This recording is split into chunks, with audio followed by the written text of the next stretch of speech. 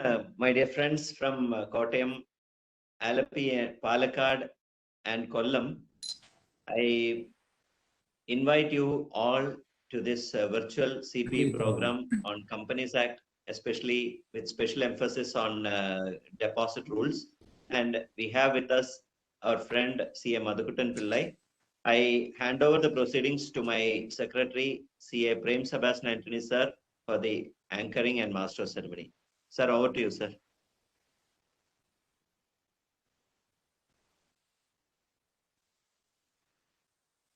Prem, sir.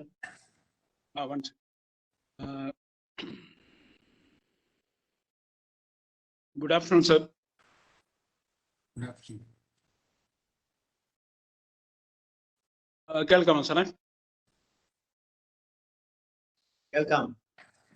Good afternoon, sir. Let's commence the session with the institute move.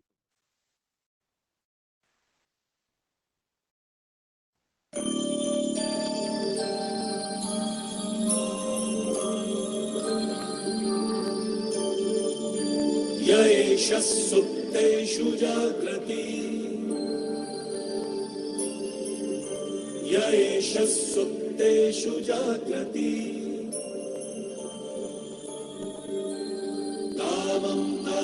Kamam Kavusho Nirvimanaha Tadeva Shukram Tada Brahma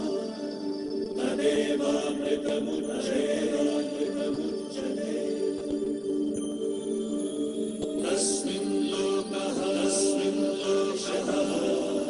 Shataha Sarvita Duna Sarvita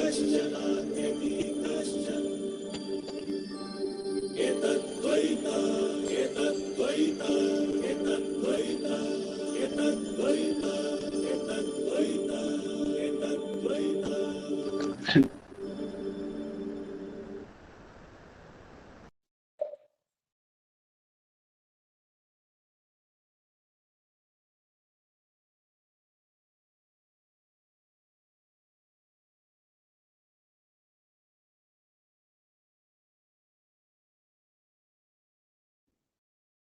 Prem, sir.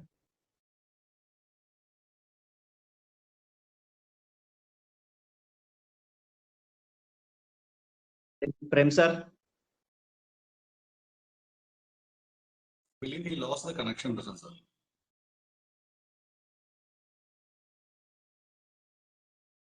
Prem, sir, join January. I am taking up the responsibility. I am happy to invite Chairman of Palakkad branch, CA Vinod Menon, for the welcome address.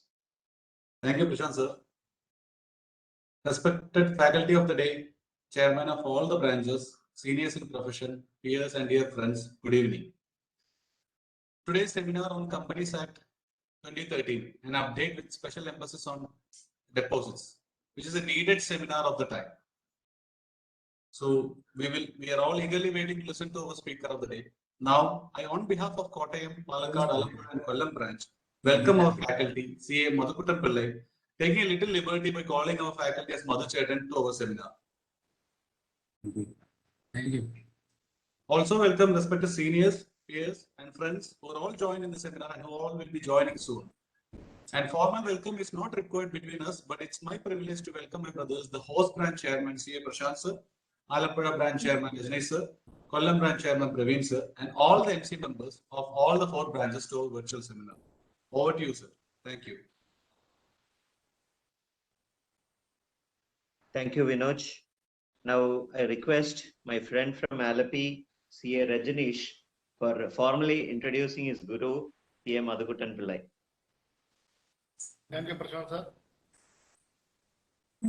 It's my pleasure to introduce our speaker and my guru, CA Madhukuttan Pillai, as Vinod said, our Madhu Chetan. He completed his graduation in chemistry from Kerala University and joined to CA. And he completed his chartered accountancy course in 2003. He established his own firm from 2003 and later on from 2012 to 21, he is a partner of Mothers BKG Association. and from 2021 onwards, practicing as the proprietor of MK Pillai and Associates.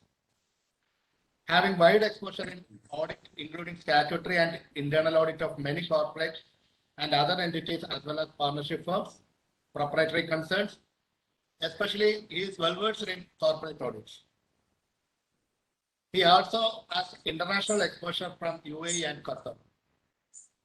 Besides all this, his passion is teaching. Immense experience of 2 decades as a teaching faculty in various subjects like corporate laws, business law, income tax, financial management, accounting standards in different institutions for CA, CS, CWA, CMA, and ACCA. He is the regular teaching faculty for company law in the chapters of ISAIC of all Kerala branches. Also visiting faculty of various colleges and district industrial centers across Kerala. Trainer in many corporate entities in Ernakulam on GST, accounting, import-export policy, etc. Visiting faculty for company law topics at Catholic Syrian Bank Training College, Thrissur. Visiting faculty for auditing in Jain University, Bangalore. Visiting faculty for academic subjects in BMS College for Women, Bangalore. Regular faculty of Kerala Industrial and Technical Consultancy Organization, KIDCO, on MSME. Faculty for corporate laws at Rajagiri College of Social Sciences, Autonomous, Kalamassery. Past president and active member of Rotary Club of Cochin, Tune City. Lifetime member of Kerala Management Association. With this brief introduction, I heartily welcome Malchetan to start the technical session. Prem sir. Prem sir. I think Prem sir is not there. Now joined. Yes. Malcheta, I invite you to present your technical session. The forum is all yours. Okay. Good afternoon, the chairman. I'm very happy that I'm seeing for Galaxy of 4 chairman of 4 of my beloved branches. You know, I have connection with each and every branch in a different way. Actually, I belong to Alapi branch. So, and Rajinish, my earliest student who is occupying the coveted post now, that is one cherishing. Second, in Kottayam branch, I think even compared to any other branch in Kerala, I think I have made maximum number of Companies Act presentation Kottayam chapter. Minimum at least 10 to 15 presentations I might have made there. Another this thing is I made presentation Kollam chapter as well. So I am happy that Praveen is there, chairman. Then another point to be mentioned is that the last presentation, physical presentation which I made prior to the Corona period was in Palghat in 2019 February, I think, February 9th, I think, if I am not wrong. It was on Karo. So altogether, it's a summary of all these things. So I'm very happy to be in the midst of you. And thank you, Chairman Prashant, the host chairman, and my good friend for inviting me for this session. Also, I wish all the very best for all the 4 branches to come up in the coming days under your able leaderships. Let me touch upon the major aspects. Today I am going to cover mainly deposit related provisions, which is a matter of bond of contention between the auditor and the client companies in one way or other. And obviously, I am going to touch the Schedule 3, which underwent a lot of changes, maybe in the coming period also, and some other recent amendments, including small company definition, etc., etc. And I am happy to acknowledge that one of my good students, Abhishek Ardhar, who qualified both the groups in the first instance, prepared these slides for me. I have made only fine tuning, the rest being done by him. And that is the way I am pruning my students here, because I feel that if our assistants are competent enough, our job will be half done. With this introduction, I am moving on to the topic. Acceptance of deposit, recent amendments in Schedule 3 and all other amendments. That is the topic which I am going to discuss. These are the areas of discussion I am planning to have. Anyway, since we are discussing Companies Act, I hope I will make a simple glance into some of the major aspects pertaining to Companies Act. That is the first area. Then some of the important definitions which we need to, even though we may be aware, we need to just brush up our mind regarding the definition. Then obviously the major topic of discussion today, deposits and the impact of some provisions and changes in the CARO and vice versa, vis-a-vis the audit reports. Then certain amendments in CSR and obviously the topic of Schedule 3. These are the major areas which I am going to discuss. Regarding Companies Act 2013, you know, almost for 1999 onwards, every time there is a news that the Companies Act will come. Finally, it became a reality only in 2013.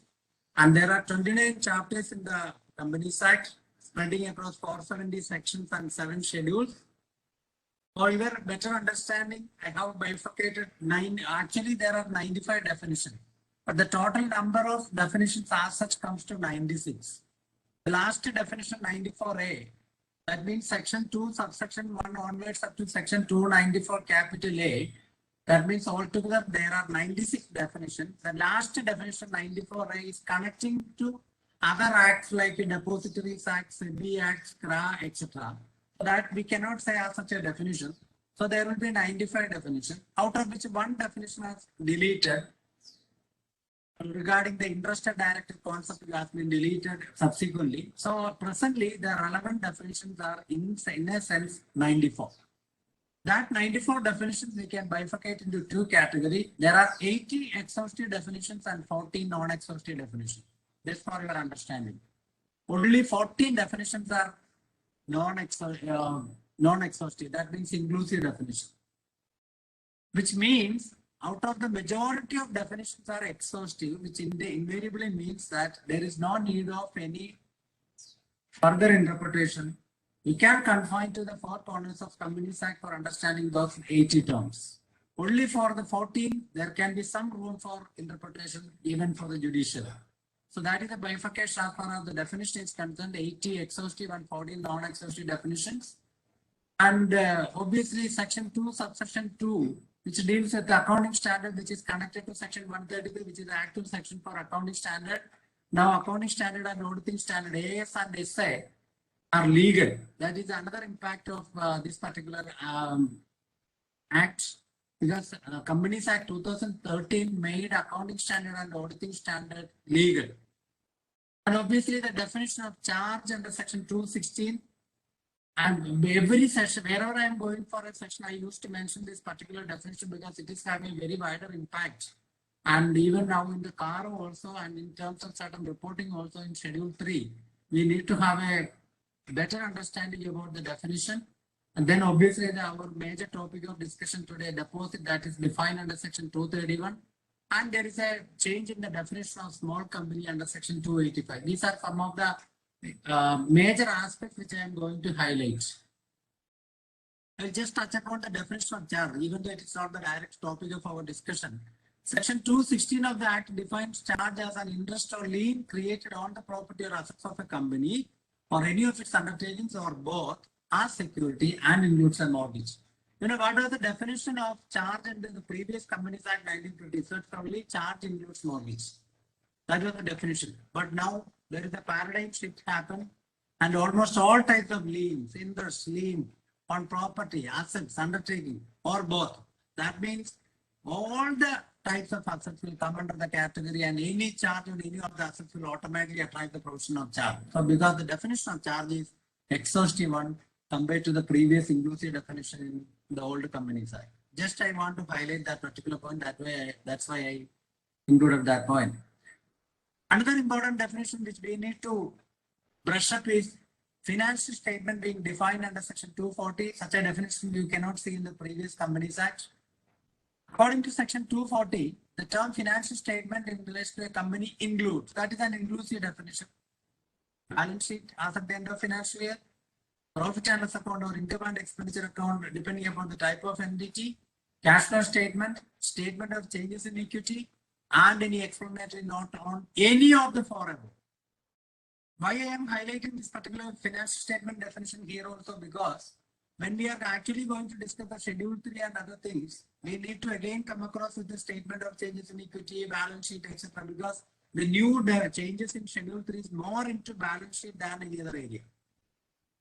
So please try to keep in mind, financial statement definition is inclusive definition. It comprises of 5 items: the balance sheet, P&L account or income and expenditure account, cash flow statement, statement of changes in equity, and any explanatory note annexed to or forming part of any document referred to in subclause 1 to 4. That means any, even a single line note given by the auditor or by the entity, that also will be deemed as financial statement. So to have a better understanding of the financial statement, when it has to be read in conjunction with the notes appended to or annexed to the financial statement. So while drafting the notes or while verifying the notes given by the management, we have to be scrupulously careful to have a better viewpoint. In respect of one-person company and small company and dormant company, cash flow statement may not be included as the financial statement. Now I am moving on to the real topic of discussion today, deposits. Deposits, it was not defined in the previous Companies Act, but it is defined in Companies Act section 231. The term deposit, that also is an inclusive definition. Any receipt of money by way of deposit or loan or in any other form by a company, but does not include such categories of amount as may be prescribed in consultation with the Reserve Bank of India. So section 231, please keep it in your mind. The definition is in section 231. It is an inclusive definition. But there is a paradigm shift from the previous deposit perception as given in the old Mavokar or Karo. Because in the new definition, they have identified both deposit or loan as similar or same. Even though we personally, individually, we know that deposit and loan are practically different. Deposit is placing of money. Obviously, that placing, suppose I am placing some money in FD in a bank. The bank is liable to me, but I am going and placing it. Whereas loan is somebody is taking from me. So effectively, it is an obligation. In that sense, deposit, the line of demarcation between deposit or loan has been narrowed down. That is the impact of that particular definition. Both the words are used there, and even in clause number 5 of Karo, we need to report upon. That I will touch upon then and there. So this is the definition. It is an inclusive definition. Any receipt of money by way of deposit or loan or in any other form by a company, but does not move such categories of deposit as prescribed by central government in consultation with the Reserve Bank of India. Obviously, companies' acceptance of deposit rule 2014 has to be read in conjunction with the section 73, 74, 75, 76 and 76 capital A and section 231, the definition. We need to read all in conjunction. Then only we will get a holistic view about the term deposits. These are the areas which we are going to discuss regarding acceptance of deposit. Section 73, prohibition on acceptance of deposit from public. 74, repayment or deposit accepted before the commencement of act. It is a transitory provision, but some of the cases even may be valid. And 75, relating to damages for fraud. 76, acceptance of deposit from public by certain companies. 76, a punishment of contravention. 73 to 76. And the company's acceptance of deposit rules 2014 plus definition under section 231. These are the areas of preference. And plus Karo clause number 5. I request all the members, including learned senior members as well as the junior members as well as my contemporaries, I am telling you, when we are having a better understanding of to have a better understanding of the provision, always identify the major areas and put together. That means definition under section 231, section 73 to 76A in the Companies Act provision, companies acceptance of deposit rule. Actually, we need to know where we need to refer. If that job is done, half of the job will be over. At least sometimes, some of the members, I feel, when somebody asks some doubts, I feel that they are not looking into certain sections and only referring particular area only, maybe the chapter on deposit. Obviously, the chapter on deposit covers all these aspects, 73 to 76A. But the real definition is given in section 231. unless and until the professional carefully understand the definition, even though it is an inclusive definition, which invariably contain deposit as well as loan, he won't get a clear picture about the deposit related provision. And obviously we need to go through the cargo provision. So always try to have a holistic viewpoint. These are the areas of reference. 231, 73 to 76 capital A, company's acceptance of deposit rules 2014, and cargo clause number 5. These are the four major areas to be referred to.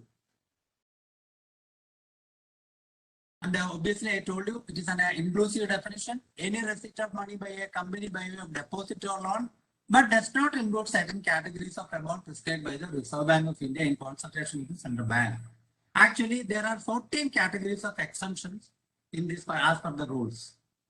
Out of which, the most commonly discussed aspects pertaining to most of the private companies and some of the public companies, I am highlighting through the discussion because some of the amounts like amount received by the central government, amount from the foreign company, amount from foreign government, foreign institution, etc. are automatically exempted because it will be otherwise covered by FEMA or FCR or something else. So specific categories of deposits, and among the 14 items, I am discussing one by one. And obviously the clause number 5 of CARO also asks this particular question, whether the company has accepted any deposit, and if yes, how they followed RBI's directives as under the provisions regarding acceptance of deposit under 73 to 76 of the Companies Act have been followed. If the order is passed by the court or any other tribunal like RBI, Company Law Board, etc., in case of non-compliance, the nature of the same has to be reported. This is the CARO reporting. So unless and until we are not studying 73 to 76, we won't be able to give a clear picture on CARO reporting. But this is the clause number 5. So having said this, I will go through the concerned sections. So what is the distinction between the deposit under the previous law and the new law? Already I mentioned, anyhow I am just repeating. For the purpose of this section, deposit means any deposit of money with and includes any amount borrowed by a company but shall not include such categories of amount as may be prescribed in consultation with RBI. Only for the purpose of this particular section only that word has been defined earlier. And you should understand one more aspect. There were only 50 definitions in the previous Companies Act 1956. But now there are 95 definitions, almost 96 definitions minus 1, 95 or 94 net. Out of which 80 definitions are exhaustive and 14 are non-exhaustive, as I mentioned. So what is the impact of this change? Earlier only 50 definitions, most of the terms were not properly defined in the Companies Act, or some of the terms may be referred to or explained only in the concerned section. When a section, instead of referring in a particular, when a particular word instead of referring in a particular section, when it actually goes to the definition part, the impact is that that particular word is for the entire law. So then you have to have a different outlook for analyzing such term. That means deposit, instead of having a place in the section 58 of the SQL Act, it has gone to the section 231 of the definition part, which invariably means that the ramification of the definition, the impact of the definition has widened. And obviously one addition is that the word definition includes deposit or loan. That is the second paragraph. Any receipt of money by way of deposit or loan or in any other form by a company but does not include such categories.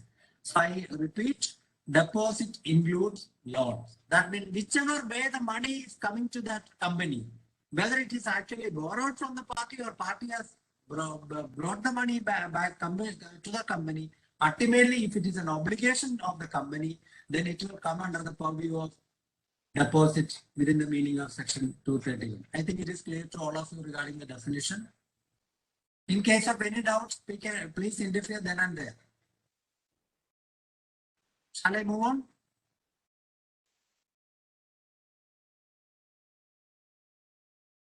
Shall I move on? Yes, sir. Okay. As per Rule 21E, the term eligible company means a public company having a net worth of minimum 100 crore or a turnover of minimum 500 crore which has obtained the prior consent by means of a special resolution passed in general meeting. The special resolution has been filed with the registrar of company, and ordinary resolution is sufficient if an eligible company is accepting deposit within the limits specified under 181C. 181C is almost the same because up to the paid up capital to the and security premium, according to section 190, a company can borrow. So to borrow money where the money to be borrowed together with the money already borrowed exceeds the aggregate of paid up share capital to reserve and securities premium apart from temporary loans obtained from the company's bankers in the ordinary course of business. If it is within the limit, there is no issue. If beyond the limit, there should be a special resolution for accepting the deposits. And what all categories of deposits are exempt? There are, I told you, there are 14 categories.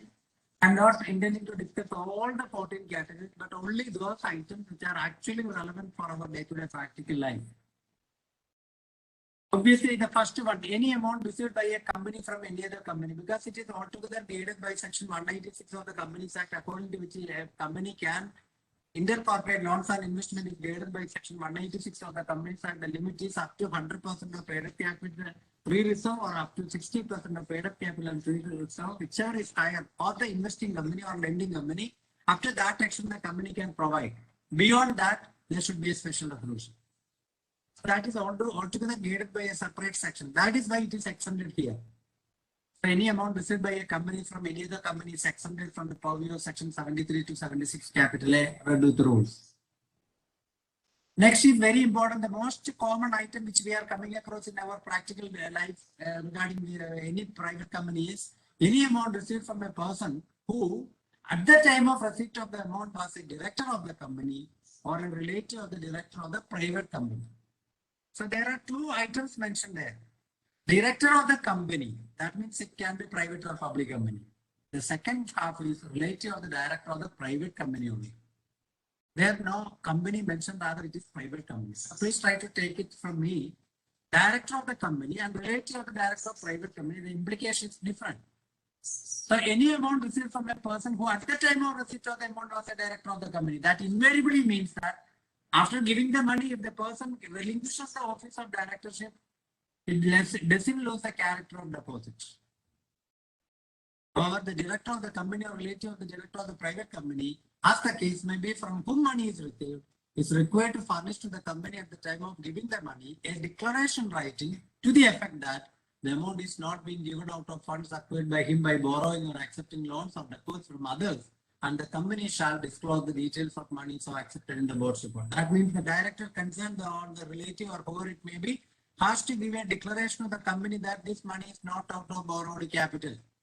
This is mainly because in the earlier scenario, we used to come across that many of the companies used to accept money from others and through directly or indirectly, they used to pay some interest, etc. To avoid such a situation, the rule prescribes that there should be a declaration to the effect that the money has been, even though if the money might be borrowed money, we need to get a declaration from the directors concerned that, or the relative concerned that it is not out of borrowed capital. So this is the most common item which we are coming across in our practical day-to-day life. Second, another item which used to do all the gimmicks in the earlier scenario was any amount received from an employee of the company not exceeding his annual salary under a contract of employment with the company in the nature of non-interest bearing security deposit. Suppose a company having one employee who is getting a monthly remuneration of 25,000, so altogether comes to 3 lakh per annum. And if the money company borrows from him as security deposit or whichever form, comes to say 10 lakh rupees, obviously the entire money of 10 lakhs shall be deemed as a public deposit because it is beyond the limit of annual salary of the employee. Earlier, such a limit was not there in the previous Companies Act 1956, such a situation was not there. So in 2002 onwards, they brought in these types of changes, and 2013 Act made it clear that acceptance of deposits from the employees are security deposit. You can accept, but only up to the limit of annual salary of the employee concerned. This is also to avoid such sort of window dressing by collecting huge money through their bank account, but actually it may not be their money, etc., etc. So such practical issues we can avoid. So make sure that the annual salary is the maximum amount of deposit a company is collecting from a person, employee as deposit. That is the second one. Third one. The fourth one, any amount brought in by the promoters of the company by way of unsecured loan in persons of the stipulation of any lending financial institution or bank subject to the certain conditions. So this is the money borrowed from promoters. It may be unsecured loan, but it should be in accordance with the stipulations of the financial institution, etc. The loan is not Malcheta, the stipulation imposed by the lending institution on the promoter to contribute such finance. Maybe the promoter might be availing such loan from the bank and the money has been brought to the company. So there should be some condition from that financial institution or bank concerned. The loan is provided by the promoter themselves or by the relatives or by both. It can be either by themselves or by relatives, but assume, please recollect, please try to understand that business associates of the promoters won't come under this category. And such exemption shall be available only till the loans of financial institution or bank are repaid and not thereafter. So as soon as the loan is persisting with the concerned financial institution or bank, these conditions are applicable, and based on that the exemption will be given. So this is the fourth item, which is also a common item. Malcheta, excuse me. Yeah. Voice ശകലം feeble ആവുന്നുണ്ട്, ഒന്ന് ശ്രദ്ധിച്ചോണ്ട്. Okay. So break now it is ആവുന്നുണ്ട്. okay? ഇപ്പൊ കേക്കാം, എനിക്ക് കേൾക്കാം. ചില മെമ്പേഴ്സ് ഫീഡ്ബാക്ക് തന്നാണ്. So what shall I do? ഒന്ന് നോക്കിയാൽ മതി. ഹെഡ്ഫോൺ ആണെങ്കിൽ ഒന്ന് ശ്രദ്ധിച്ചാൽ മതി. അത് അതിന്റെ positioning.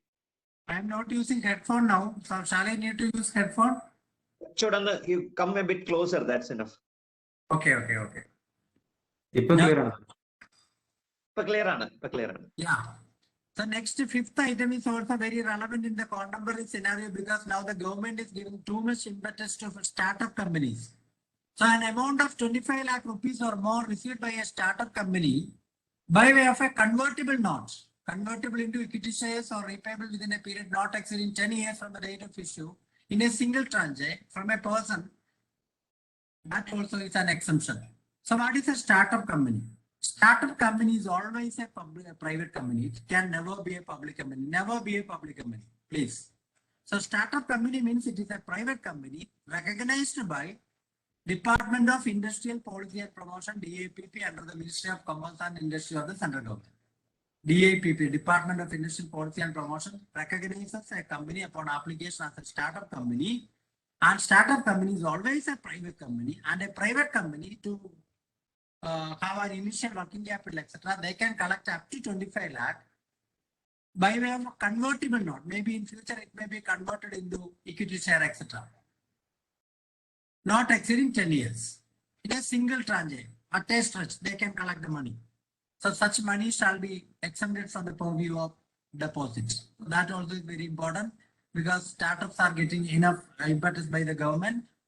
So it is nothing but a private company. Please try to recollect. Next one is an amount raised by the issue of bonds or debentures secured by a first charge or a charge ranking pari passu with the first charge on any assets reported in Schedule 3 of the Act, excluding intangible assets of the company or bonds or debentures, compulsorily convertible into shares of the company within 10 years. That means that is I defined the charge earlier. According to 216 of the Companies Act, charge means interest or lien created on the property or assets of the company or undertaking or both, and includes a mortgage. That is the definition given. So it is interest. In Malayalam, it is tatparyam. That word interest it has to be interpreted in a wider connotation way. The impact will be much wider. Interest or lien, right? Created. It is created, not automatic. It is created. That process of creation, modification, satisfaction, all the three processes, please keep it in your mind. So it is created, interest or lien, created on interest or lien created on the property or assets of the company or undertaking or both. That means assets or property one side, undertaking other side. That means all the properties and assets and all the items will be coming under that category. Interest or lien created on the property or assets of the company or undertaking or both, and includes mortgage. Mortgage is a specified category. Remember, in the older Companies Act, charge definition was like this: charge includes mortgage only. Now the definition has become means and includes. So it has finished. That means it is an exhaustive definition. So that charge, any amount raised by the issuer bonds or debentures, I'll assume that the company issues bond or debentures, it's a charge on company's assets, either with equal right, pari passu. Pari passu charge means equal rights. With the first charge on any assets referred to in Schedule 3 other than intangible assets. And compulsorily convertible into shares of the company within 10 years. There are extra points in that particular clause. No, actually, the point is that while creating the charge, assume that the company is issuing bonds to the tune of 10 lakhs. But the assets on which charge created is only worth 5 lakhs. That means to 5 lakh, it is the charge, there is charge on real value of assets and the balance 5 lakh is unsecured. Then the entire as a bond issue will be deemed as public deposit. That means that this is a measure to protect the investors, the depositors. Maybe it is an after effect of the Sahara episode, etc. So unless and until the depositors are not secured, we cannot take it away from the category of inclusion, rather it shall not be treated as an exemption. So please take it from me, any amount raised by your issue of bonds or debentures secured by a first charge or a charge ranking pari passu with the first charge on any assets referred to in Schedule 3 other than intangible assets, compulsorily converting the shares of the company within 10 years. Remember, if the assets value is insufficient to meet the value of debentures, then the entire bond issue shall be or debenture issue shall be deemed as public deposit. It won't be exempted anyhow. Another amount which we are coming across in the previous scenario is that many companies' balance sheet, I remember whenever I used to study as a student as well as in the initial period of my practice, I could see that share application money pending allotment. It is as if like some of the parties are being adopted by LDF or UDF. Preferably LDF will used to tell them that we will accommodate you in the LDF, but for a pretty long time they have to wait in the veranda to get an entry into the LDF folder. Similarly, the share application money pending allotment will remain in the balance sheet as a simple item, but it will never become a share capital in the at least in the foreseeable future. Now that gimmicks is over. If beyond 60 days, if the money remaining as unpaid on the shares, then it will be deemed as a public deposit. And in this context, you have to recollect Section 39 of the Companies Act, which requires that the application money shall not be less than 5% of the face value or such other amount as may be specified by the SEBI. If it is a listed company, there is SEBI rate also will be applicable. Otherwise, minimum application money shall be 5%. So whatever money collected on behalf of the share, that is share application money, if we are keeping it pending for a pretty long time, in the previous scenario, it was still we can show in the balance sheet, but now it is not possible. Share application money pending allotments beyond 60 days shall be deemed as public deposits. This is also a common item which we are coming across. Any amount received and held pursuant to an offer made in accordance with the provisions of the Act towards subscription to any securities, including share application money or advance towards applicant securities pending allotment, so long as such amount is appropriated only against amount due on allotment of the securities applied for. It is clarified by way of explanation that if the securities for which application money or advance for such security was received cannot be allotted within 60 days from the date of receipt of the application money or advance or whatever it may be, it is not refunded to the subscribers within 15 days from the date of completion of 60 days, such amount shall be treated as a deposit under these rules. And further, it is clarified that any adjustment of the amount for any other purpose shall not be treated as refund. Or maybe the other adjustment, it cannot be accommodated as a exemption. So remember, share application money, if it is shown in the balance sheet or anywhere, it has to be adjusted within the 60 days period. Otherwise, we have to comply with the stringent provisions pertaining to deposits. I think it is clear so far. Members, any doubts or any issue, please interfere then and there. Okay, I am moving on. This is also another important major item which we are coming across in most of the private companies. Any amount received in the course of or for the purpose of business of the company as an advance or supply of goods or professional services accounted for in any manner whatsoever, provided that such advance is appropriate towards goods or professional service within a period of 365 days from the date of acceptance of such advance. If the company might have collected an advance say for example, a scooter delivering company, it is collecting deposits from the interested parties, and if the deposit is kept beyond 365 days, it shall be deemed as a public deposit.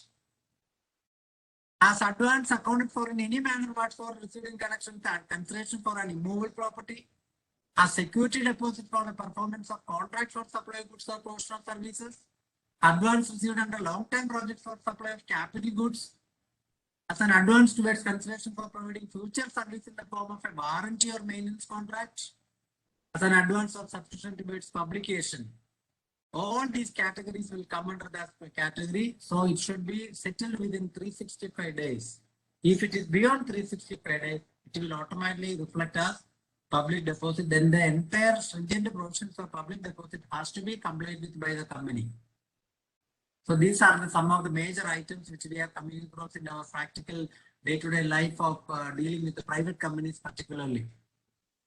And obviously, any amount accepted by a Nidhi company in accordance with the rules under Section 406 of the Companies Act, that also is an exemption.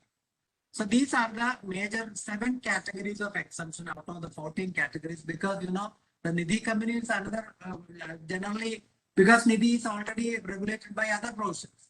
So barring Nidhi company provisions, all the other points which I have discussed, I shall repeat. Share application from the backwards. I will explain once again. I shall repeat. Advance beyond 365 days. Then share application money pending allotments. Debentures and bonds issued beyond the security value, assets value, charge value. Up to 25 lakh rupees of money collected by a startup company. Then promoters' money or relatives' money rather than business associates' money, subject to the conditions, stipulations of financial institution, banks, etc. Employee deposit beyond annual salary or within annual salary limit is exempt. And then directorial money, subject to the declaration, and intercorporate investment or loan from one company to another company, etc. These are the major items which we are practically coming across in our professional life.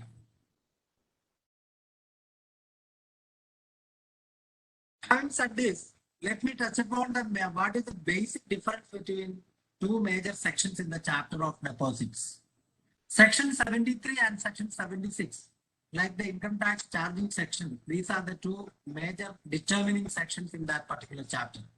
Section 73 deals with the acceptance or deposit from members, and 76 deals with the from public. Then members means it can be applicable to all types of companies, whereas from public means it is applicable only to public companies. So invariably we can confine to one point that section 73 covers all types of companies, whereas 76 covers only public companies. Section 73 starts with the no company shall. That means the word used is company, whereas in 76 it starts with the no public company. So you can imagine the impact. So deposit, to sum up, beloved professional colleagues, the section 73 covers the acceptance of deposit from members, which invariably means that members can be for any company. So it automatically covers all types of companies. Whereas section 76, it is deposit from public, which covers to all only for public companies. So please understand that. And obviously, the rules are not applicable to non-banking company, NBFC, HFC, Housing Finance Company, and other specified categories of companies. Why?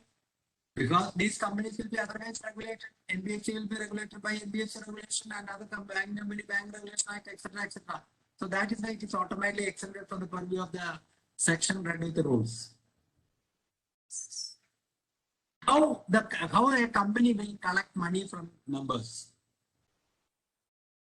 You see, prior to the Companies Act 2013, Since 2002 onwards, the heat we could feel because of various scams in India. The Satya Computer scam came to limelight in 2009, etc. on January 9th, 2007 or 9, I think, when the Ramlingi Raju's confession happened. Then in between, Sahara's episode came in. So because of all these things, a lot of professional impact came in Companies Act. And gradually, accounting standard and auditing standard came to picture.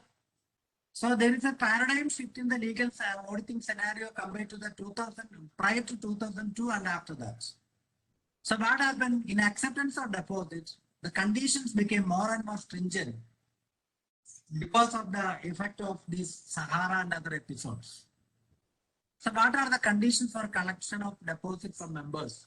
Obviously, there should be a resolution to be passed and issuance of a circular containing statements regarding the affairs of the company. And that circular has to be filed with the registrar of companies, or we have administrative formality, but certain stringent conditions came in. One is that deposit repayment reserve account need to be created by a company. The company is required to deposit on or before 30th of April each year at least 20% of the amount of this deposit maturing during the following finance year and kept in a scheduled bank in a separate bank account to be called deposit repayment reserve, DPR, or whatever it may be. DRR. Normally, DRR we used to mention as debenture redemption. So for the time being, I am calling it as DPR or something like that. So at least 20% of the amount which is likely to be mature in the next year has to be deposited in the deposit repayment reserve. In a different way, in a lighter way, let me ask a question. It is better to spend this money for the business rather than keeping the deposit. So that is one stringent condition. And certificates as to the no default in repayment. So far, whatever deposit collected by the company has to give a certificate to the effect that there is absolutely no default. And the most important one is credit rating has to be obtained. Credit rating is not a simple job. It is an after effect of due diligence review. So the eligible company shall be required to obtain the rating, including its net worth, liquidity, and ability to pay its deposits on due date from a recognized credit rating agency. The given rating, which ensures the adequate safety, shall be informed to the public at the time of invitation of deposits from the public. Further, the rating shall be obtained every year during the tenure of deposit. It is an annualized process, and every year the company has to get a credit rating from a reputed credit rating agency, and that is a very big costly job because it is the credit rating we cannot simply get.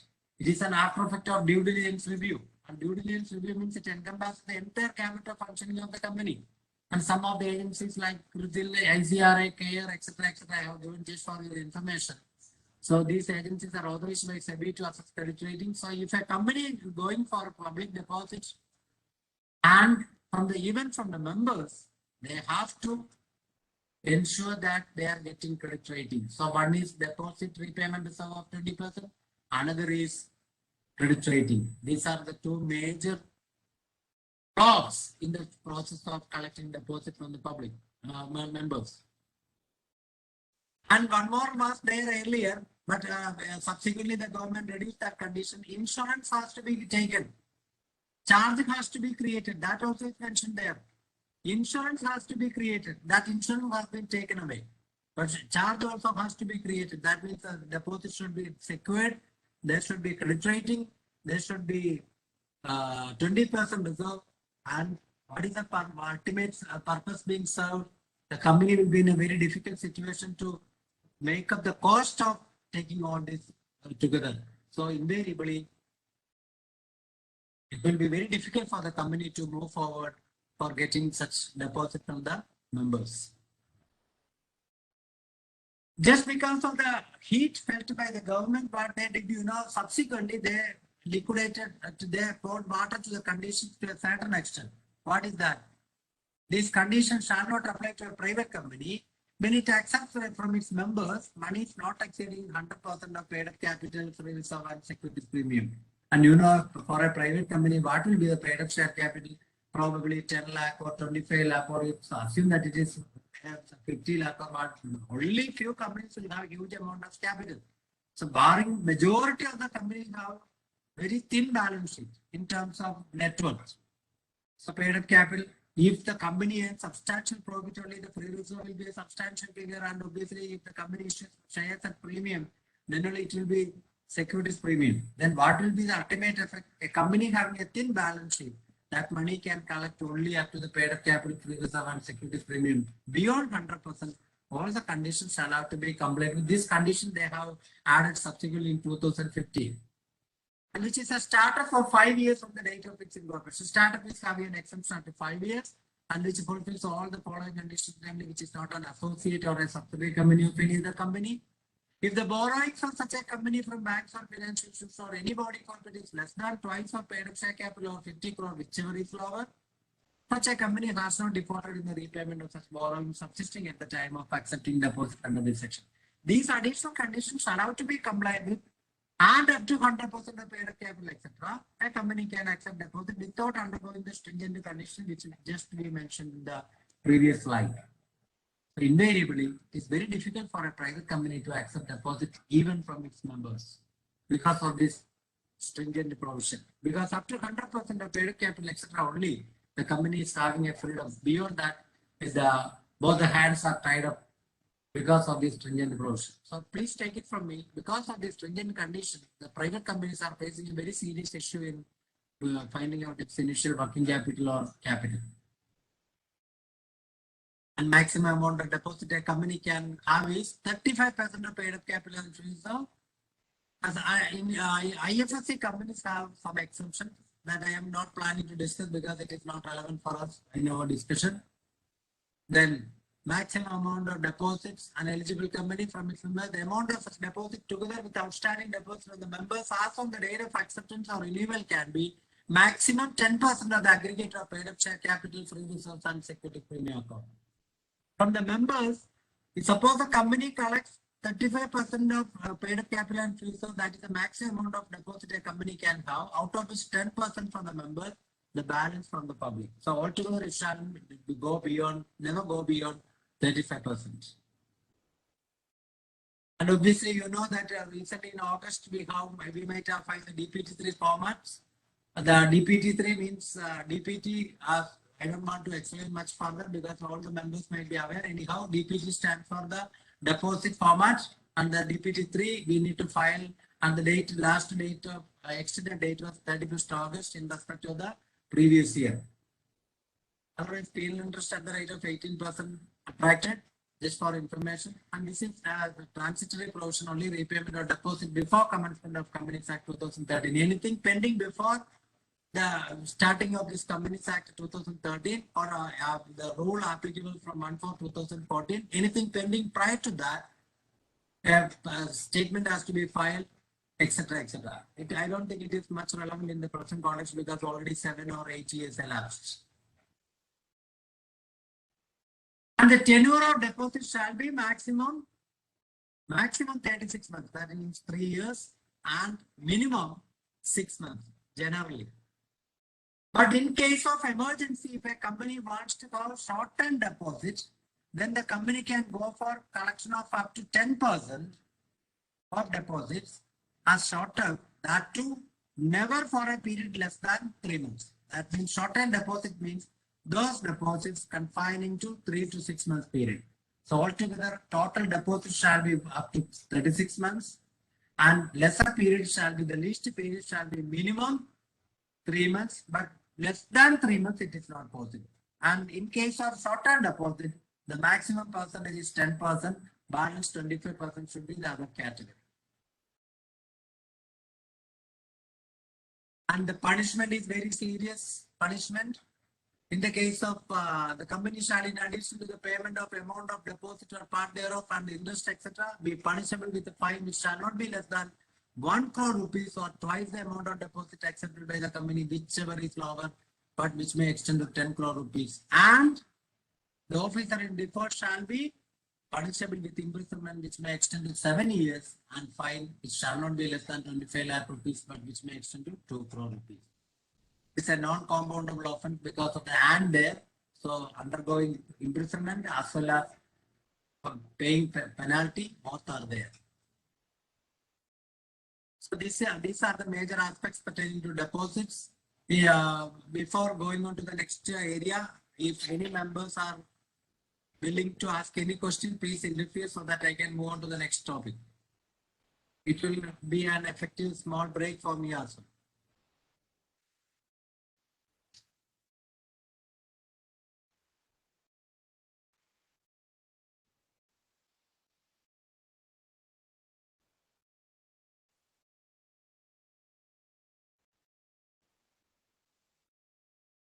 Hope it is very clear to all of you.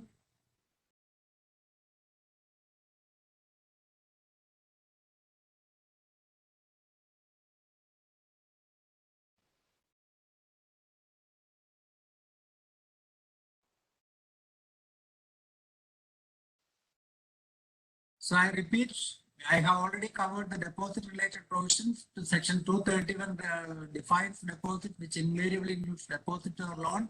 Section 73 to 76 capital A deals with the various provisions relating to deposits, and you have to read in conjunction with the company's acceptance of deposit rule 2014 and obviously clause number 5 of CARO. These are the 4 areas to be referred to while dealing with the deposits.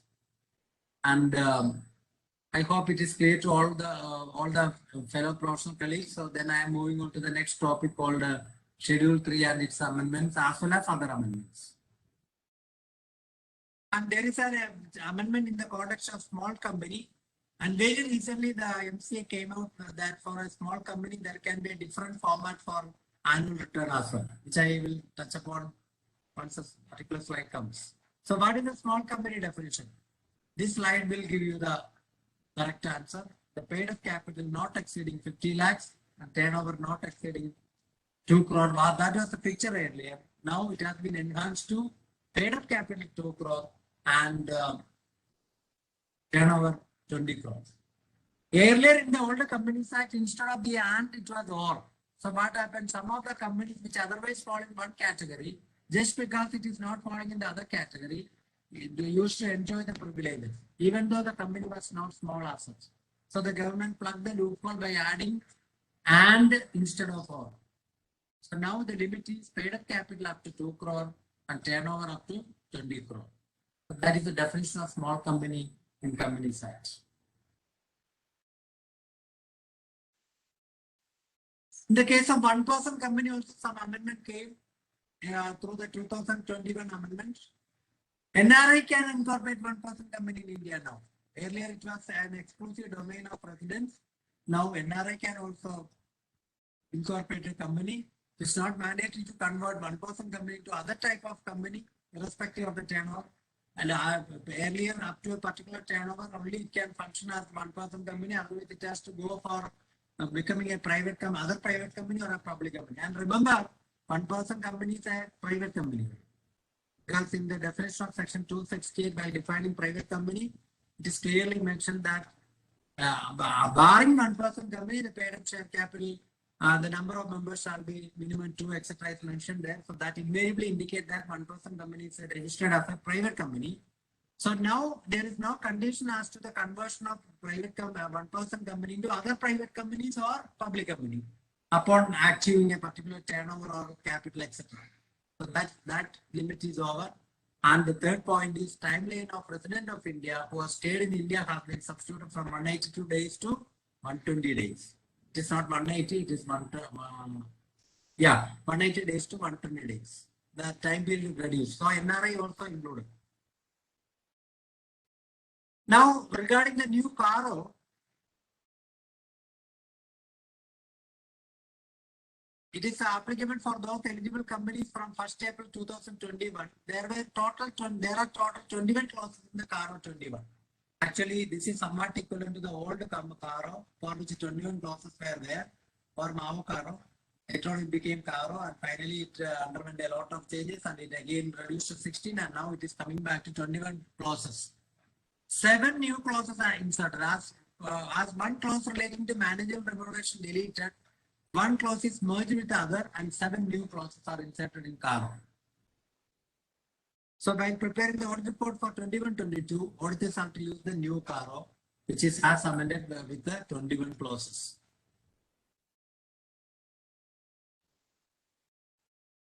Some of the major clauses added are Now, one is clause number 8 regarding unrecorded income. New clause being inserted in case any transaction not recorded in the books of account have been surrendered or disclosed as income during the year in the tax assessment under Income Tax Act 1961. If so, whether the previously unrecorded income has been properly recorded in the books of account during the year. So we need to report upon whether the previously unrecorded income, how it is properly recorded in the books of account during the year. That we need to report upon. This is a new clause added in the CARO. Another is internal audit. This was there in the old Mao CARO, but later on it's gone back. Now it is coming back in a different way. You know, section 128 of the 38 of the Companies Act says that internal audit, and it was a domain of chartered accountants, but now it can be done by other professions as well. Now, there was a clause in the old Mao CARO that whether the company is having an internal audit system commensurate with the size and nature of business, such a clause was there, I remember. But now the clause is again coming back, new clause being inserted in order to report whether company has an internal audit system commensurate with the size and nature of its business. Further, a disclosure is also required to be made as to whether the report of internal auditor is being considered as by the statutory auditor. So the internal audit clause is coming back, the new CARO. Then cash loss is also coming. New clause being inserted to disclose cash losses incurred by the company in the financial year and in the immediately preceding financial year. To have a better understanding of the financial liquidity status of the company, the cash losses has to be reported upon in the last year as well as the previous year. And resignation of auditor. This is a matter for protection of interest of auditors as well. New clause being inserted in order to disclose the issues, the objections, or concern raised by the outgoing auditors at the time of resignation from his duty as a statutory auditor of the company during the year. So this also has to be is a new. This is another addition in the new CARO clause. Financial capability of company. New clause being inserted that whether the company is capable to meet out its liabilities that existing on the balance sheet date as and when they fall due within 1 year. That means if the liability is going to materialize within another 1 year, there should be a report on the ability of the capacity of the company to discharge the liability. An auditor needs to analyze on the basis of financial ratio, aging of financial assets and financial liabilities, and expected realization of those assets and liabilities. So here, before discussing the Schedule 3 changes in the Companies Act, you may not get a full picture, but I'll tell you, a lot of ratios are to be reported under the new Schedule 3, as per the new Schedule 3. So when actually analyzing those ratios, we will be in a much better position to report on this particular part of the clause, that we need to analyze the basis of financial ratios, aging of financial assets, even financial liabilities also aging, even trade payables also aging schedule comes under the new Schedule 3. And MSME sector is getting a much wider privilege. Whatever amount due to the MSME sector has to be properly disclosed with the proper aging, etc.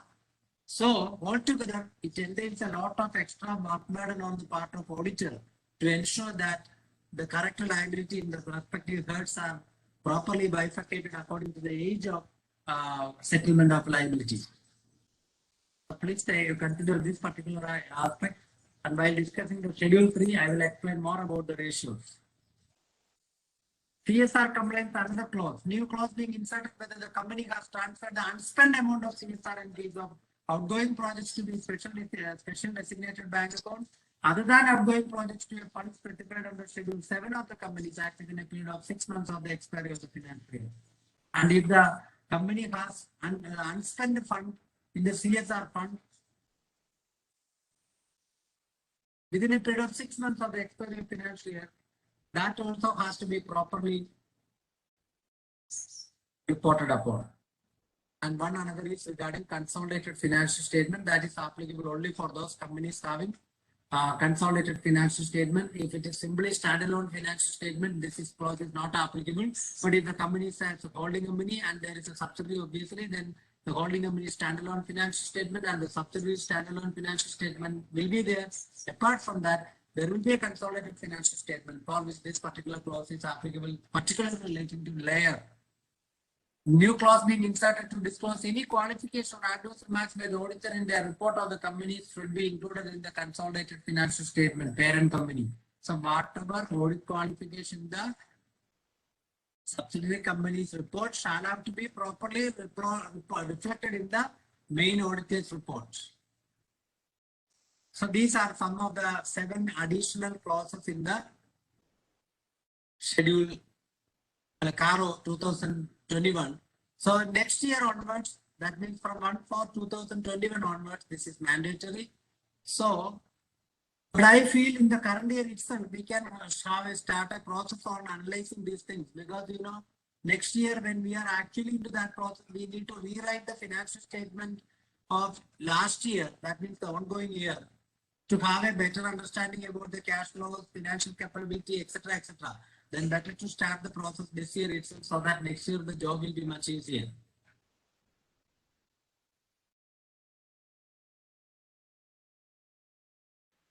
Now, what are the changes happening in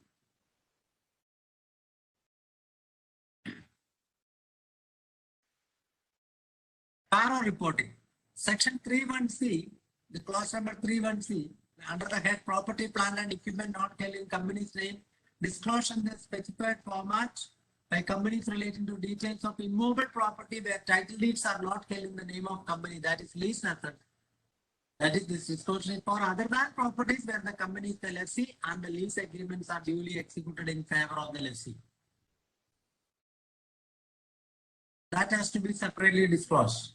And property, plant and equipment not held in company's name, disclosure is required whether the fair value of investment properties based on the valuation done by the registered valuer as per the provisions of Rule 2 of Companies Registered Valuers Valuation Rules 2017. So the registered valuer, that valuation has to be considered.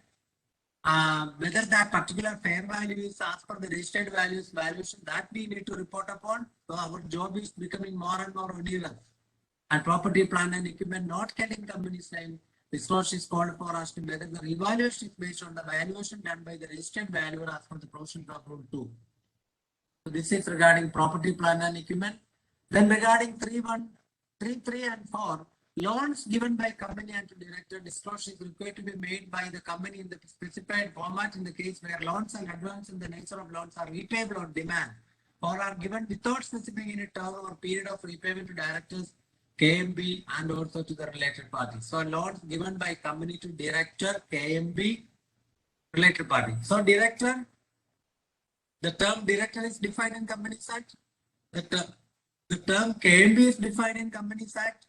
The term relative also is defined in Section 277 of the Companies Act. All are clearly defined. So the director means the person who is appointed to the board of directors.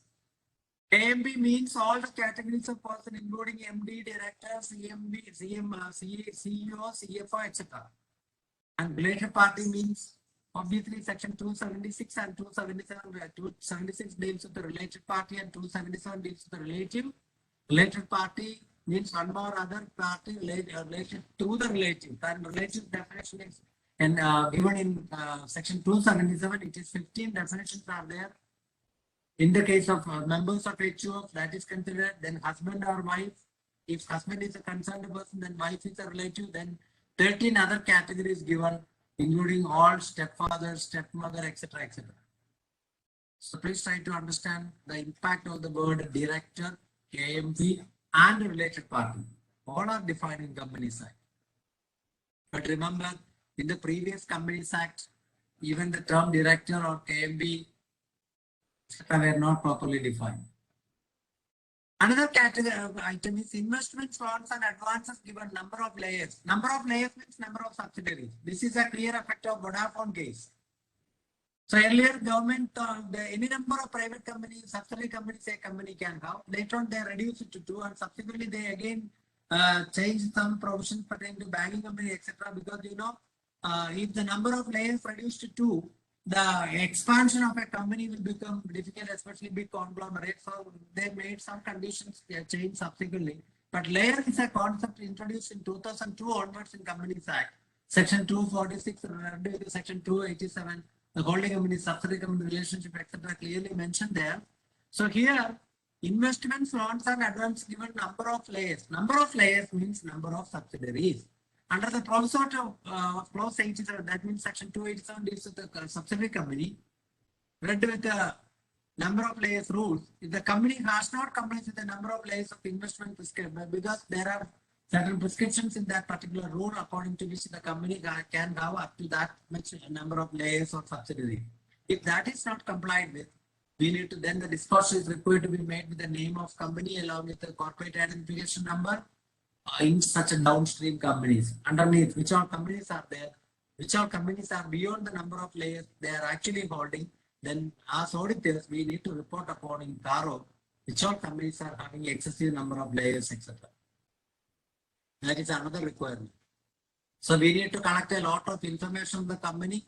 Not merely we need to collect information from the company, we need to make a good search in the MCA site also to know what are the major companies, what are their subsidiaries, etc. It's a very difficult or cumbersome job as far as we are concerned.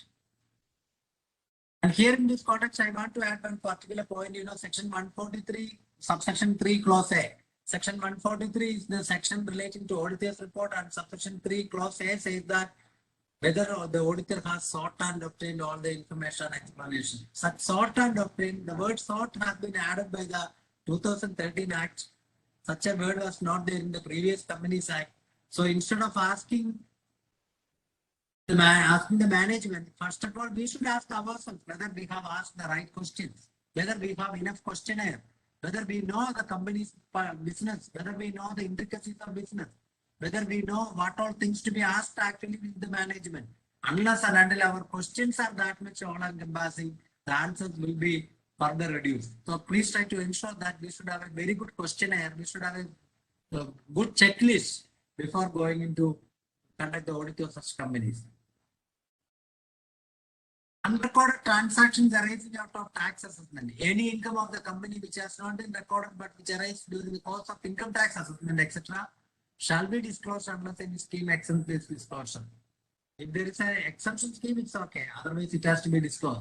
Also, any previously unrecorded income or assets have been properly recorded in the books of account, that also has to be reported upon in the CARO. Then repayment of loan, willful default. This is another default related reporting. Disclosure is required to be made by the company in case the company has been declared as a willful defaulter by any bank, financial institution or other lender. It's not leader, it is lender, providing the details of date of declaration along with the details of defaults by the company. That also has to be reported upon. Repayment of loan and utilization. Following disclosures are called for where the funds are given or received by a company which have to be given as loan, investment, security or guarantee to a third company via an intermediary company to the ultimate beneficiary. That means if the beneficiary clause is there, nowadays the concept of beneficiary has got much attention by the MCA.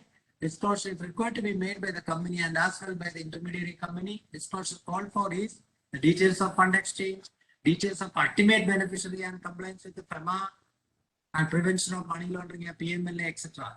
That has to be reported upon. Property, plant and equipment proceeding against a company under Benami transaction. Another clause relating to Benami transaction also come. So there we need to have a better idea about the Benami Transaction Prohibition Act in 1988. Any proceeding has been initiated or pending against the company needs to be disclosed the details as under. Which property, what is the amount, what are the beneficiary details, whether it is recorded in the books of account or not, and nature of proceedings and company's view on the same. That also has to be reported. The next clause is relating to borrowing from banks and financial institutions, usage of funds for particular purpose or otherwise. If funds borrowed from banks and financial institutions are not used for the specified purpose or they are raised, disclosure of where the funds have been used is required to be made. Earlier, I think there was such a clause in the previous Navacaro, etc. Fund were actually diversion of fund only. But now it is clearly mentioned that for which purpose it is actually utilized, that also has to be mentioned. So we need to make a clear fund flow statement and for how that fund came in, which way it has gone out, or which way it is actually spent. That has to be clearly bifurcated and reported upon. So our job will become more and more serious. And CSR is another one, relating to CSR expenditure by the company in case of shortfall, details of shortfall for current year, and cumulative shortfall amount are to be disclosed along with the reasoning for shortfall. Why the shortfall? Because according to section 135 of the Companies Act, if the company's net worth is 500 crore, turnover is 1,000 crore, or profit is 5 crore, beyond which the company has to spend 2% of the average profit for the CSR initiative.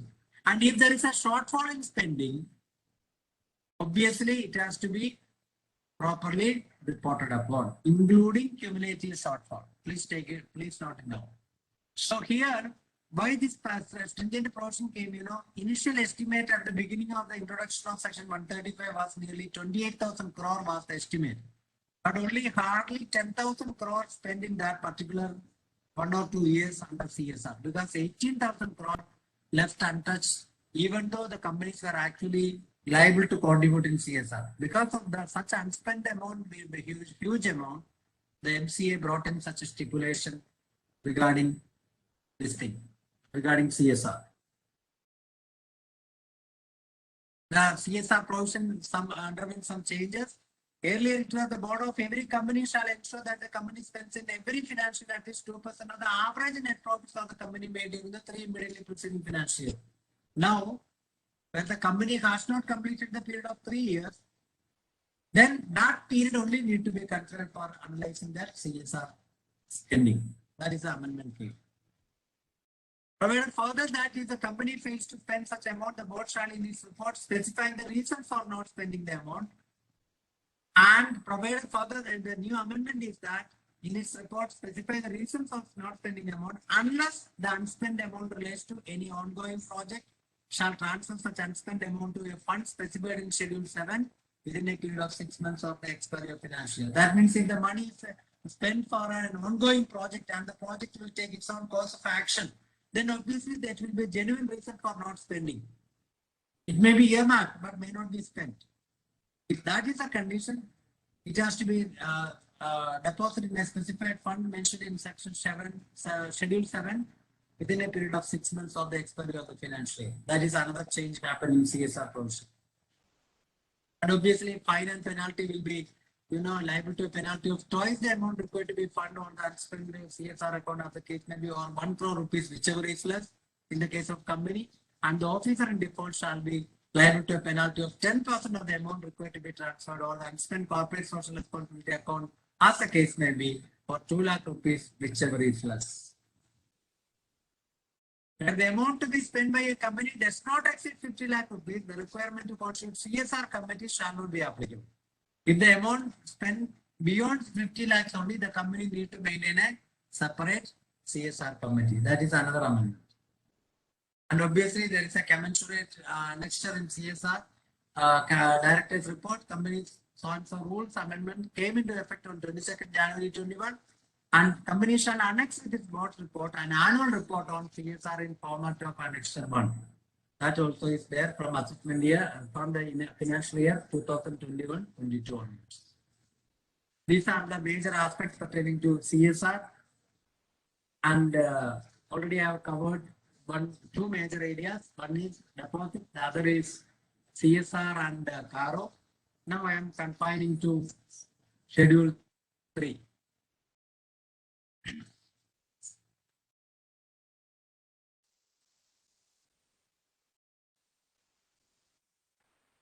I hope it is clear to members. Any doubt or anything, please feel free to ask regarding the topics which we have discussed.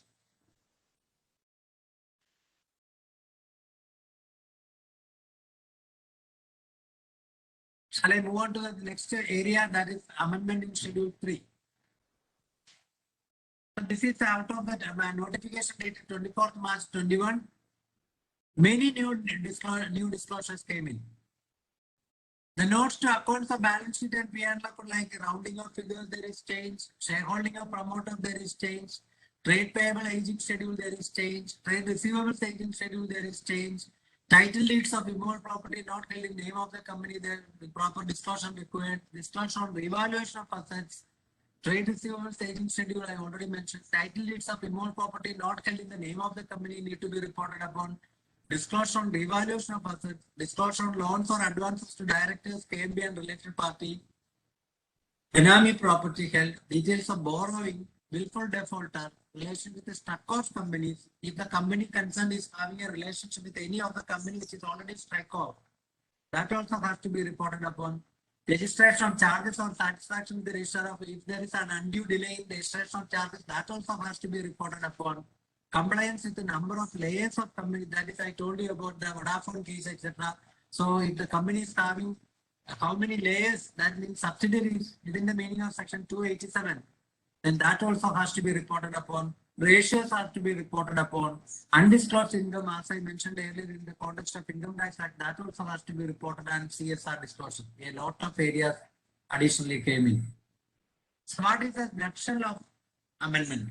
There are three major amendments which have been brought in the amendments as discussed below. Under current liabilities, borrowings, long-term borrowings of current maturities are to be now regrouped under the borrowings. Under the present schedule, it is a separate category. Now it has to be regrouped under the first category. We have to bring it to the first category under borrowings. And under long-term loans and advances, security deposit, which is currently shown as a loan, is to be regrouped as other financial assets. Security deposit, presently as a loan, now it has to be reported as a other financial assets. And other financial liabilities, which include lease liabilities, are now required to be regrouped under lease liabilities. A separate category called lease liability has to be reported. So these are some of the major areas of amendment in Schedule 3. The first time introduction made towards disclosure requirement in Schedule 3 are trade payables aging analysis introduced. You know, we were so familiar with the deposit debtors aging analysis we used to conduct up to 3 months, beyond 3 months, up to 6 months, beyond 6 months, up to 1 year, beyond 1 year, more than 3 years, etc. Similarly, there is a clear-cut bifurcation under the aging in the case of creditors as well. And statement of current assets filed with banks and financial institutions for borrowing facilities introduced. Current asset, there is banks and financial institution borrowing separately categorized. Capital work in progress and intangible assets under development, that also has to be separately disclosed. These are some of the three major areas came in as the first time items. What are the ratios to be discussed? I told you earlier about the ratios. You know, when we are reporting on CARO, we need to have a thorough understanding about the ratios of the company. Obviously, we need to conduct the ratio analysis for the ongoing financial when we are reporting in the next year. But for the current year also, it is better to make a ratio analysis. And I think for the 3CD report also, we are using some of the ratios. So make the ratio analysis up to 11 items. Make it a habit so that this year's picture as well as next year's picture will be easily discernible. The ratios are current ratio, debt equity ratio, debt service coverage ratio, return on equity ratio, ROE, ROE, inventory turnover ratio, trade receivable turnover ratio, trade payable turnover ratio, net capital turnover ratio, net profit ratio, ROS, return on capital employed, and return on investment. So ROE, ROS, and ROE, return on equity, return on capital employed, return on investment. All the capital ratios came in. So we need to make a thorough analysis, and I think the workings will be much voluminous compared to the area scenario. So obviously we need to charge more fees, but God knows whether the client will conduct to that. So in one way or other, there are a lot of apprehension that some of the company audits may go because of the tug of war between our institute and NFRA. But the other side, there are a lot of other analysis coming in. So I think the water taken out by NFRA will be filled up by these types of extra assignments or extra areas, if provided the client is willing to provide a small fee. And if there is more than 25% change in any of the ratios compared to the previous year, additional explanations required to be given. Why there is a substantial increase in current ratio? Why there is a substantial decline in net profit ratio? All this has to be explained if it is beyond 25%. So that is very important as far as ratios are concerned. That is a very big change in the context of Schedule 3. And obviously Indian accounting standard, depending upon the type of companies and applicability. Some of the companies are still in the process of following the old accounting standard. Some of the companies are in the process of following Indian accounting standard. So that compliance has to be ensured. I told you in the section 2, subsection 2, read with the section 133 of the Companies Act, makes it mandatory for the auditor to follow, an auditor to ensure that the management is following the applicable accounting standard, whether it is Indian accounting standard or accounting standard as such, whatever it may be, depending upon the type of company or category to which it actually belongs. It's a duty of the auditor to ensure that the company is complying with the applicable accounting standard. That also is touched upon in the Schedule 3. So Schedule 3 amendments, I have not given full amendment. I have given only the highlights of the amendments. And CARO comparison also. And another advantage of this present CARO as well as Schedule 3 is that both are harmonized. Most of the changes in Schedule 3 are in tune with the CARO changes. And CARO changes are very much in tune with the Schedule 3. So compared to earlier scenario, there are a lot of discrimination or lot of disharmony among both Schedule 3 as well as CARO. Now that disharmony has been considerably reduced, most of the clauses are similar or equal in terms of interpretation, whether it is in CARO or in Schedule 3. That is an advantage as far as the present CARO is concerned. So this is applicable for next financial year, but obviously we need to have a thorough analysis during this year itself. Then only we can have a better job in the next year. So before moving on to this thing, for conclusion, let me touch upon certain points, unless and until we are educating this I used to mention in every seminar, wherever I am a paper presenter. That's what I feel, most of our offices are small offices. So we used to depend upon our articles and other assistants for our works. We may not be able to touch upon each and every aspect of our audit directly by ourselves. So to a greater extent, we need to rely upon our assistant, whether they are qualified or otherwise. So there we need to have a broader mindset. It is our duty to ensure that our articles are qualifying well in time. Because when a student qualifies in the first chance and he joins the articleship and he qualifies in the first chance both groups, like I told you, Abhishek, in the case of my staff, Abhishek, who qualified both groups in the first instance. Next 2 years, he will not have any other commitment rather than concentrating on the work with a better professional standing. So his knowledge will automatically be a value addition for me in my office. Similarly, if we are making our assistants competent enough to have a better idea of the legal functions, etc., that will invariably reduce our work burden. So qualified junior staff will automatically add value to our office. So it is our duty to disseminate the knowledge, disseminate the information to them, and through them we also get some value addition, because some of the real professions they are regularly in touch with because of their examination requirement. May not be noticed by us in the then and there.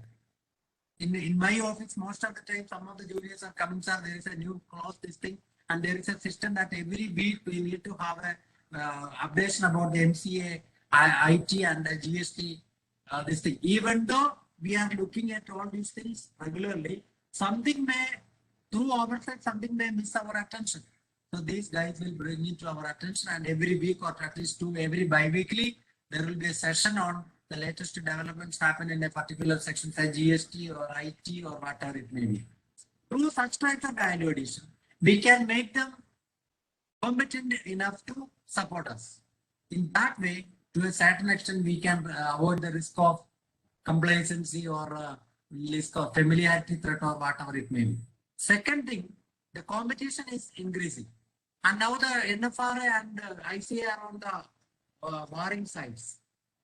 There are plus and minus in both respects, but I am not going to the implication of such things. But NFRA recently reprimanded one company in the IL&FS group, and they don't even bother to the company, the auditors don't even bother to look into the aspect that they are eligible for appointing as an auditor. that business line reported day before yesterday. That indicates that the careless indifference on the part of these types of audit firms. We are small and medium firms, and most of the good audits are conducted by our firms, and we are having enough value addition. If we are making some fine tuning, we can ensure that in the coming days, we are able to deliver much better than these so-called big shots. So with these words, I am planning to conclude my session. So before that, provisions which are now brought out is only casting responsibility on the part of the directors of the company, but equally on the auditors as well. Not merely don't think that the directors are merely responsible for the preparation because preparation of presentation of financial statements are ultimately the responsibility of the management. Even directors' responsibility statement is there, but that does not take away our responsibility. Our responsibility has been enhanced. I told you because of section 143, subsection 3, clause A, the auditor shall seek and obtain. The word added, the mere addition of the word seek made our job much wider. The auditors are required to substantiate the disclosure statement made by the directors in the financial statement by applying their audit procedures and issue their audit procedures and issue their independent auditors report to the shareholders of the company. Even analytical procedures, all the 11 ratios which I mentioned, it encompasses all major ratios. So to analyze all major ratios, we need, say for example, debt equity ratio. Either it can be debt by debt equity or debt by debt plus equity. What or maybe we need to know what is debt, what are the debts in, what happened in IL&FS. Nearly 90,000 crore of debts were undermined by the auditors and management. So you can imagine the impact of such a foolishness. So we need to know what is debt, what is equity, how it is arrived at. So we need to have a very good working for debt and equity. In case of a company having substantial items like bond, debenture, etc., the job will become more serious and we need to spend more quality time on the audits. So there also we need to have enough safeguards, we need to have enough evidence, we need to have enough working sheets, and we need to have enough qualified staff. Not merely qualified staff. I used to tell my students and staff that qualification should not be a burden for you. Rather, quality should be there. If you are qualified and you don't have the quality to deliver, it is acting like a financial terrorism. So please try to ensure that our staff are competent enough to take all responsibility. Then our job will be much easier. And one can say that the Ministry of Corporate Affairs is bringing out increasing stringency in compliance by way of adding numerous additional disclosures as discussed in the CARO clauses, as discussed in the Schedule 3 amendments and others, and audit report in order to have much more transparency. So obviously there will be a considerable change in the audit report in the coming period also. So the audit report and the board's report have to reflect all the changes, and it is our duty to ensure that the board's report prepared under section 134 of the Companies Act and our report prepared under section 143 of the Companies Act all are in harmony. The word harmony is coming to the forefront. I told you there is a considerable harmony of the scene compared to the earlier scenario in Schedule 3 versus old CARO. In the present Schedule 3, the proposed Schedule 3 and proposed CARO, there is a considerable harmony. Similarly, there should be a harmonious approach towards audit report as well as board's report prepared under section 143 and 134 respectively. I hope I have done justice to the expectation of my fellow colleagues, and I have thrown some of the, I discussed some of the major aspects pertaining to three major areas. One is deposits, another is CARO related clauses and new clauses, etc., and a comparison between the old and new one, and the impact of highlighting. And finally, I have touched upon some of the major amendments likely to happen in the context of Schedule 3. So with these words, I am concluding, and there are only 1.5 hours elapsed. And if there is anything etc. to be discussed or clarified, or any question answer or anything is to be there, please interfere. Now over to the chairman of Kottayam chapter, Prashant Srinivas, for the balance of session. And before concluding, let me once again express my gratitude for my good friend Prashant, who is taking all out efforts to make the Kottayam chapter reaching newer and newer heights. And obviously, good friends, my younger friends Praveen and Rajनीश and Vinod from Kollam, Alapi and Palghat. All together, you all the 4 people, you made your branches proud of you. And because of all these initiatives, the production capacity of the members shall be enhanced day by day. And despite this pandemic, we are in a different world. So I feel that even though I am unable to see individually the members, and I always longing to meet people personally, barring that particular aspect, I'm very happy that I could address the 4 chapters together for this particular session. Thank you. Over to you, Chairman. Over to you. Thank you. Thank you, CA Madhukuttan Pillai, for the excellent, exuberant, and exhaustive presentation. It was the need of our, because there are apprehensions in the mind of members that the consultation paper issued by NFRA has created lots of doubts in the mind of members whether audit of private companies is to go. And the way NFRA is encroaching into the powers of ICAI, and the way NFRA is self-proclaiming itself as the big brother of ICAI, lots of apprehensions are there in our minds, especially in the minds of members like me and Madhuchetan, who plan to send our next generation to the CA course, whether this profession is a good opportunity for the younger members to come.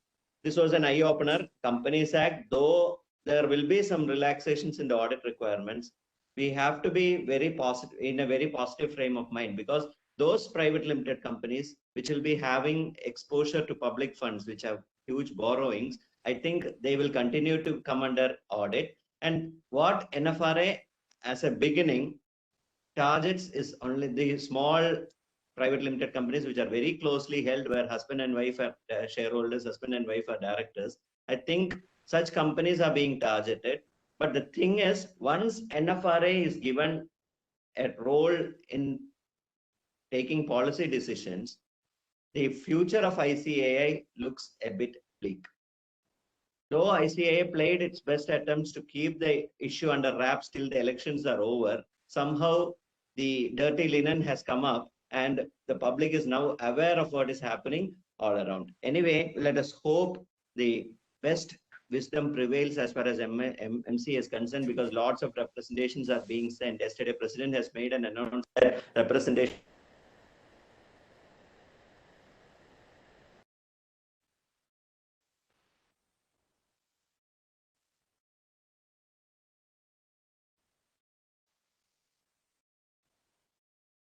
Chairman, it is not audible now.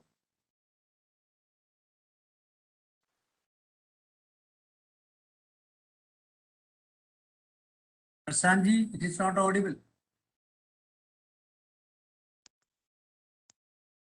Since I'm logged in through the phone, I had a call in between. I'm very sorry for it. It's okay now, and now only the volume is little high. Earlier it was not that much. It was feeble. Am I audible? Now it's okay. Okay, yes, I had a call in between, so I had to, I've logged in through the phone. So sorry for the interruption. Anyway, it was a wonderful presentation.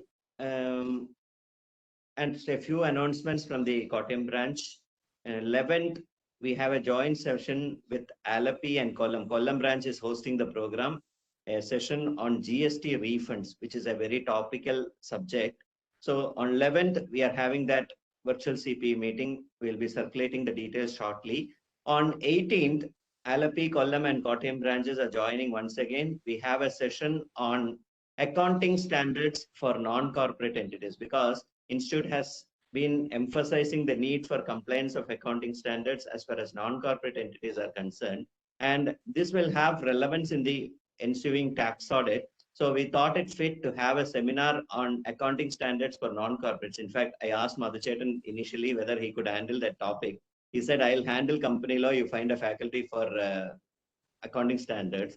So we found the apt faculty, the teacher from Cochin, CA Amal Paul, who has agreed that he will handle the session on accounting standards for non-corporates, and the seminar is on 18th of October.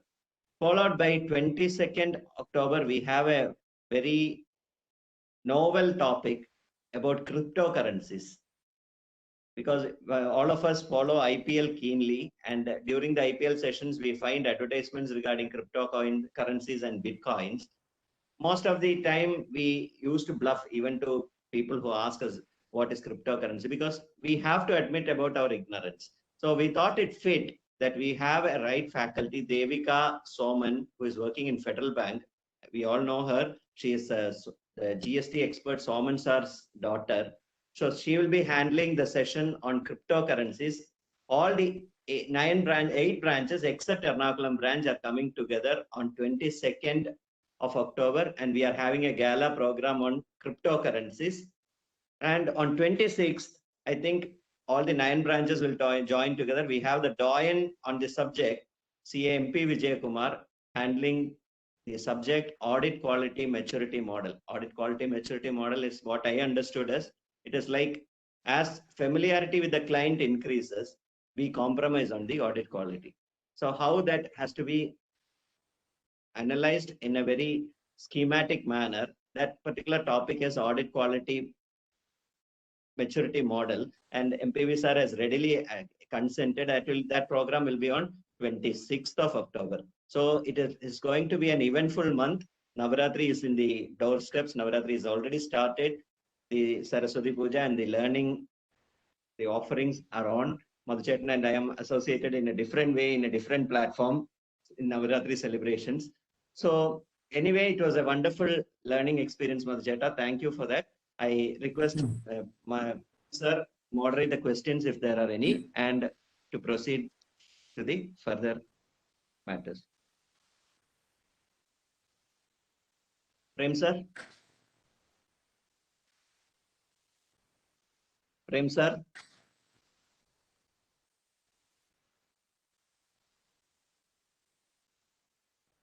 So I welcome CA Praveen Narayan, my friend, chairman of Kollam branch, for the vote of thanks. Thank you, Prashant sir. Good evening, respected speaker, CA Madhukotam, honorable chairman, secretaries, and other managing committee members of all the 4 branches, respected senior members, and dear friends. I feel immense pleasure to take this opportunity to propose a vote of thanks on this occasion. First and foremost, I would like to express my gratitude to our esteemed speaker of the day for his contribution to make this webinar a great success. Well, sir, despite his busy schedule, has accepted our invitation to make a session on the topic Companies Act 2013, an update with special emphasis on deposits, and deliberated it in a very lucid manner. Thank you much, sir. Thank you. My deep sense of appreciation and thanks to all the participants who joined in large number and participated in the webinar with great enthusiasm and made it a successful event. A special thanks to the managing committee members of the 4 branches for arranging a webinar on one of the most relevant topics like this. I must thank the office staff of the 4 branches, especially the technical support team of Kottayam branch, for their support to make this webinar successful. Once again, I thank you all for being with us in this evening. Have a nice time ahead. Thank you. Thank you. Prashant sir, mute on. Let us all stand for the national anthem.